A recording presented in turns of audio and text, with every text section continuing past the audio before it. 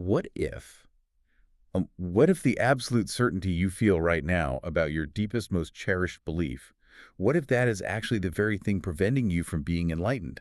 Oh, that is a terrifying thought because the moment you declare that you have found, the final unvarnished truth, you effectively just close the door on any further inquiry. You stop looking. Right? You build this fortress around that belief, and then you just spend the rest of your life defending it rather than actually Yeah. testing it. And I mean, that incredibly common, deeply human trap is exactly what we are dismantling today. Yeah, we are. So welcome to the Deep Dive. We are unpacking Chapter 28 of Albert Pike's esoteric and, let's be honest, notoriously dense masterwork, Morals and Dogma. Specifically, we're exploring this philosophical framework he calls the Night of the Sun. Which is arguably one of the most demanding chapters in the entire text. I mean, Pike is laying out a really comprehensive architecture for the human mind here.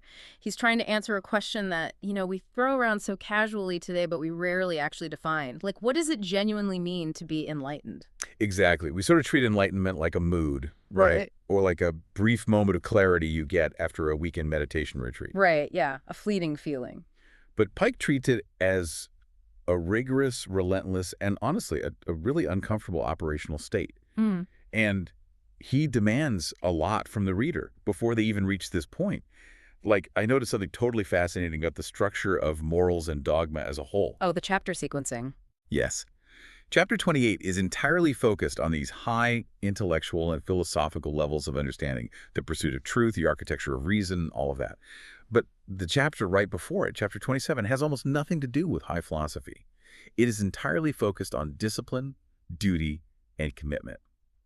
It's like Pike forces you to sit with discipline before he even lets you look at the concept of enlightenment. And that sequencing is absolutely intentional because high philosophy is, frankly, mentally exhausting. If you attempt to deconstruct your own reality, to aggressively question everything you believe, you are going to encounter massive psychological friction. Yeah, your brain fights back. Exactly. The human brain is biologically wired to seek cognitive ease. We want the world to be simple, categorized, static, because that requires fewer calories to process. Right. Pike understood that if you just launch into the pursuit of absolute truth without an ironclad foundation of mental discipline, well, the moment the intellectual terrain gets rugged, your brain will just retreat to the safety of whatever dogma it previously held. You just give up and go back to sleep because it's easier. Yes.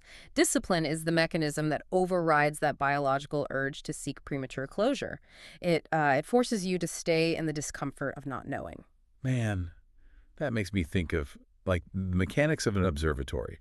If you want to study a distant, incredibly faint star, you don't just hold a magnifying glass up to the sky. You build a massive telescope. Right. But more importantly, before you build the telescope, you have to pour thousands of pounds of concrete to create this immovable base for it.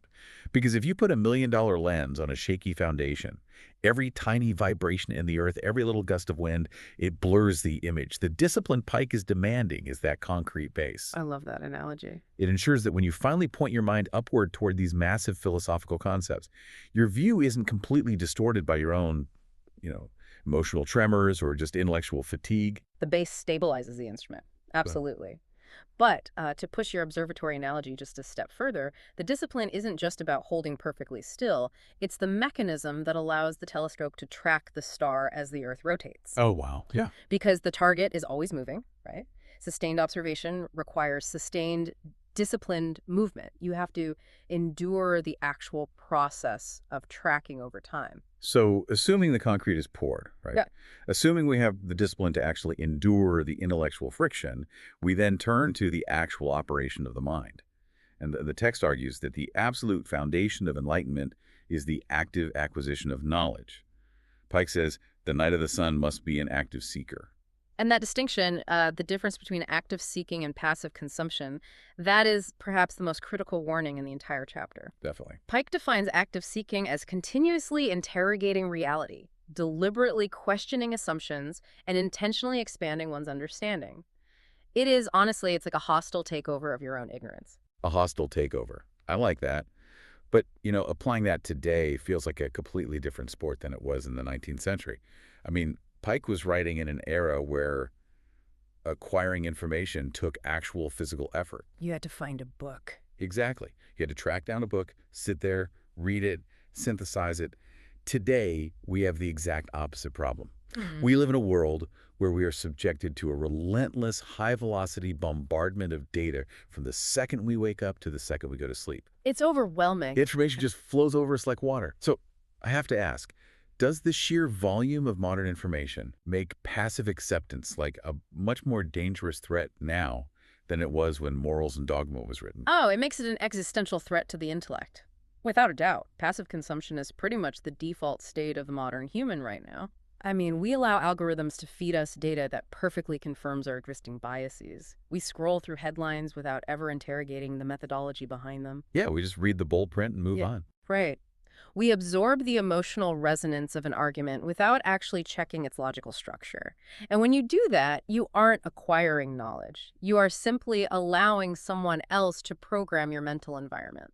You are basically renting out space in your head to whoever has the most engaging content. Exactly. And you are adopting their assumptions as your own without ever putting them through any sort of security check. Active seeking, on the other hand, it requires a deliberate and often really aggressive filter.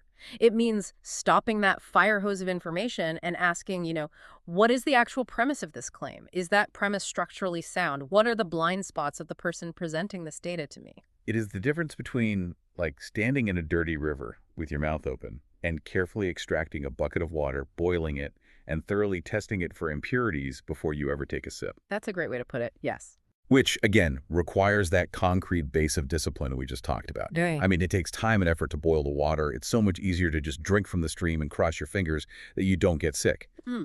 But the text says if you do put in the work, if you aggressively filter and interrogate the knowledge you acquire, it triggers a literal metamorphosis in the mind. Pike draws a very sharp line here between accumulating information and achieving awareness. Yes, and that transition from information to awareness, that is where the night of the sun begins to actually operate as intended. Because gathering facts is, well, it's merely stocking the warehouse. Awareness is understanding the entire supply chain.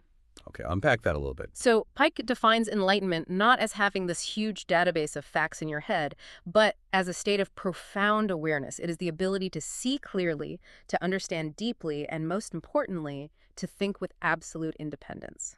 I see this constantly in specialized fields, You can have someone who has perfectly memorized every single rule in a textbook. They have all the information, but the second they are faced with a novel problem, something that isn't explicitly in the book, they just freeze. Right, because they don't have the underlying awareness. Exactly. And then you have the master, right? The person with actual awareness. They might not even remember this specific textbook rule word for word, but they have such a deep, intuitive understanding of how the whole system works that they can just improvise a flawless solution on the spot. It's like integration is knowing the individual notes on a page, but awareness is actually hearing the music. Oh, that's beautiful, yes. And the barrier to hearing that music, according to Pike, the thing that stops us, is the lack of independent thought. He ties deep awareness directly to the capacity to think independently. Because to see clearly, you have to literally strip away the unexamined assumptions that have been layered over your vision since birth. The societal lenses? Yeah, exactly. The cultural biases, the religious dogmas you inherited but never actually questioned, the political orthodoxies of your peer group.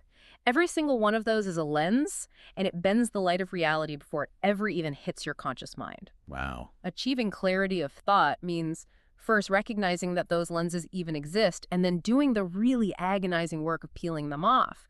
Because when you only have information, you are still just analyzing that information through the distorted lenses given to you by society.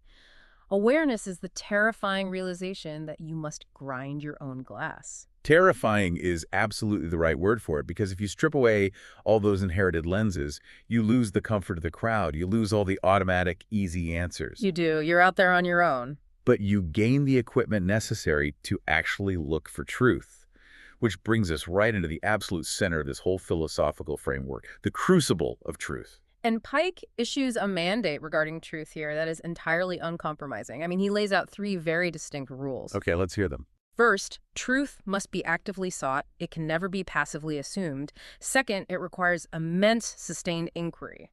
And third, and this is probably the most controversial part, truth is not static. It evolves with understanding. Okay, wait, hold on. That last point definitely requires some serious unpacking, because on the surface, it sounds like a massive contradiction. I know, it does. I mean, if something is a universal truth, like, say, the laws of physics, or a fundamental moral reality, it shouldn't evolve, right? It just is what it is. Gravity doesn't evolve. So if Pike claims that truth is a moving target, doesn't he run the risk of reducing reality to just complete subjectivity, like my truth versus your truth? It is a vital distinction to make, and honestly, it is where a lot of readers completely misinterpret the text. Pike is not arguing that the fundamental architecture of the universe just changes on a whim. The objective reality exists. What evolves is our resolution of that reality. Our resolution. Okay, explain the mechanics of that. How does that work? Think of it through the lens of scientific history, right? For centuries, the absolute, unquestioned truth was Newtonian physics.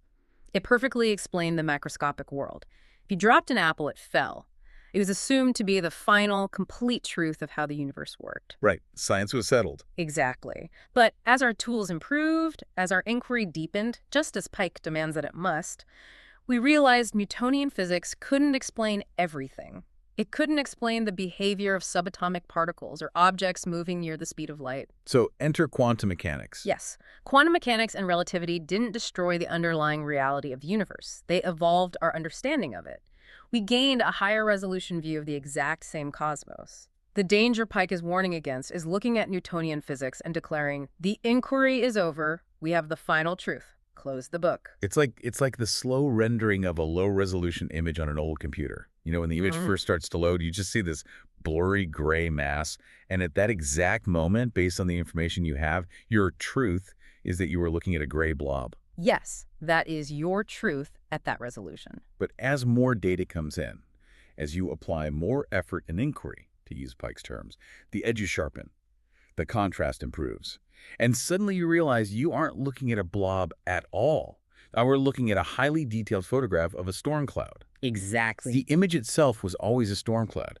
The objective reality didn't change, but your truth evolved as your resolution improved. And the ultimate failure of the unenlightened mind, the thing the Knight of the Sun fights against, is the urge to freeze the image at the blurry gray blob stage, build an entire religion or worldview around the gray blob, and then aggressively refuse to let the rest of the data download because it might contradict that initial assumption. Because that would require admitting you were wrong about the blob. Right. Pike argues that human comprehension is fundamentally finite. We are these finite beings attempting to grasp an infinite universe.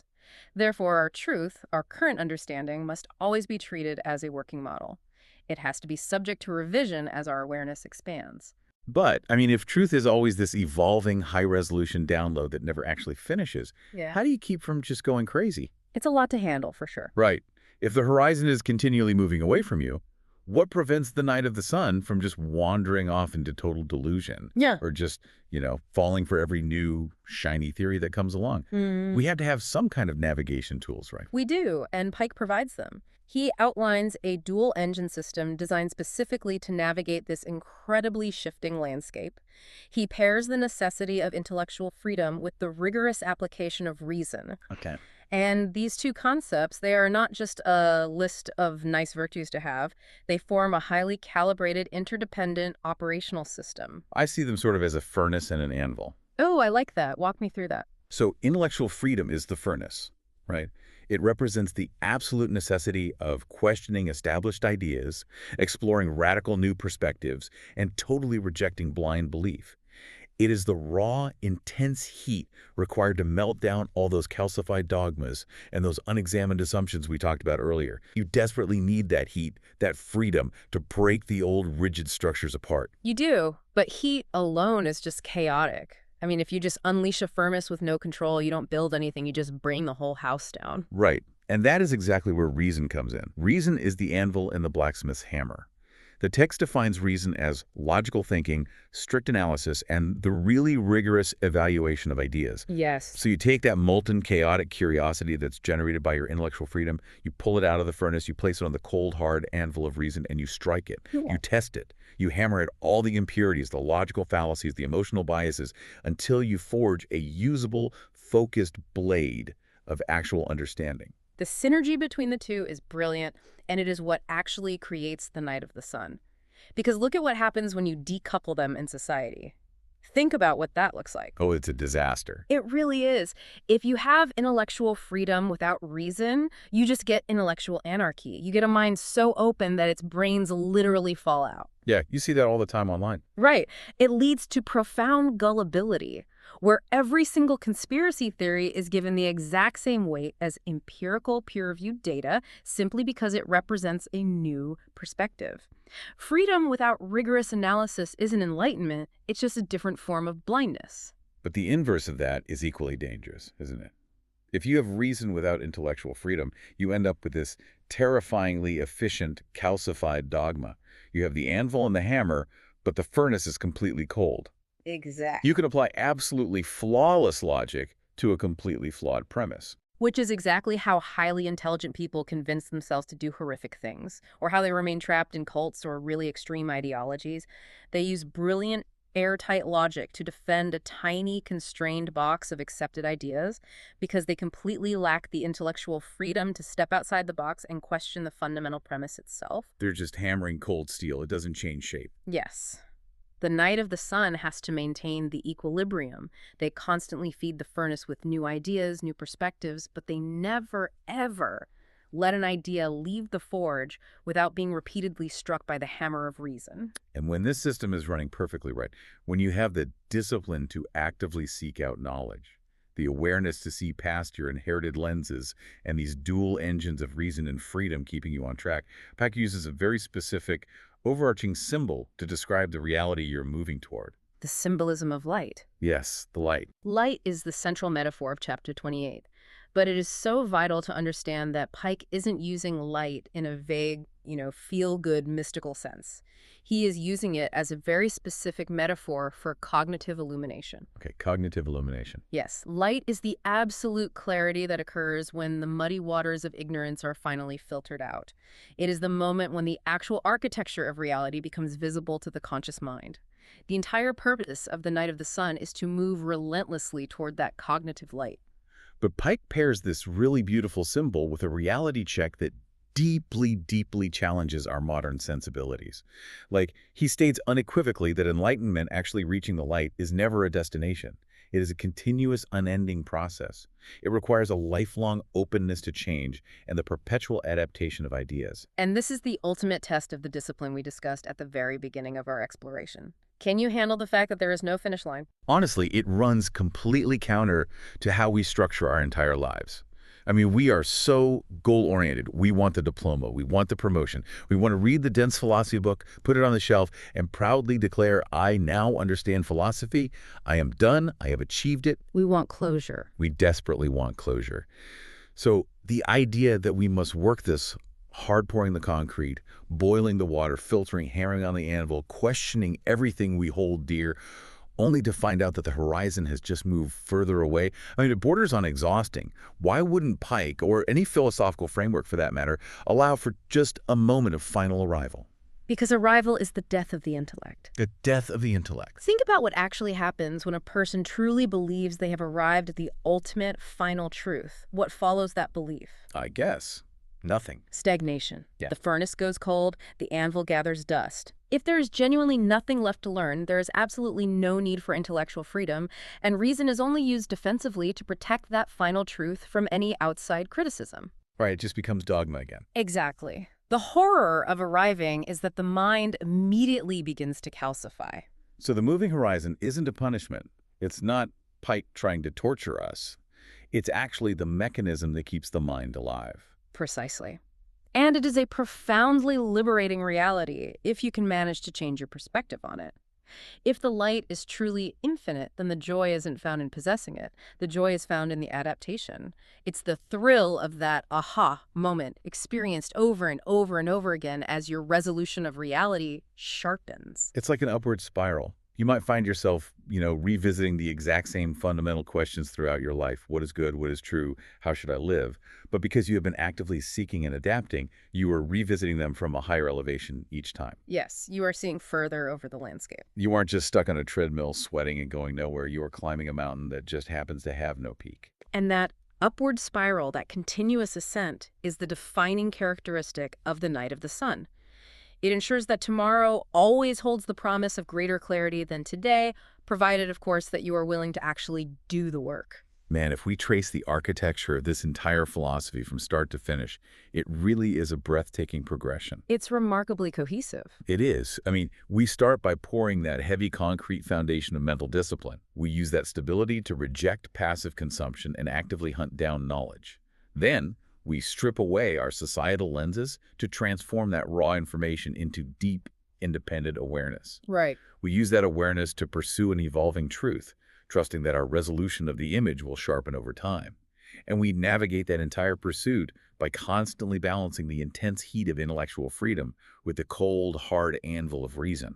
All of this just to walk an infinite path toward the light, knowing that the journey itself is the ultimate state of enlightenment. It is a staggering intellectual framework, Yeah. truly, and it really serves as a bridge in the text. Because in our next analysis of Morals and Dogma, we will be moving into the philosophy of the Scottish Knight of St. Andrew, where we will see how these rigorous internal mechanics that we just discussed start to interact with the external concepts of tradition, honor, and even deeper layers of esoteric symbolism. That's going to be a fascinating deep dive. But, the work of chapter 28 doesn't end when you just close the book or turn off this audio. The text kind of forces you to turn the lens inward. It demands it. So if you are listening to this right now, as you move through your day, I want you to consider the mechanics of your own mind. Are you actively interrogating the information that is flowing into your feeds, or are you just passively swallowing the assumptions of others? Are you drinking the unboiled water? Exactly. Mm. What is the unexamined lens that is currently distorting your view of the world? And what concrete step, what strike of the hammer on the anvil are you taking today to sharpen your own awareness? Those are the questions that keep the furnace burning. But, there is one final implication of Peck's philosophy that I think we really need to consider before we wrap up. Okay, what is it? Well, if the pursuit of truth truly is infinite, and if enlightenment absolutely requires the continuous adaptation of ideas and the absolute rejection of blind belief, then the true measure of a Knight of the Sun is not found in how much knowledge they have successfully hoarded over a lifetime. Where's the measure then? If it's not the accumulation of knowledge, what is it? It is found in how incredibly fast and how gracefully they're willing to let go of a deeply cherished belief the very moment the light of reason reveals it to be false.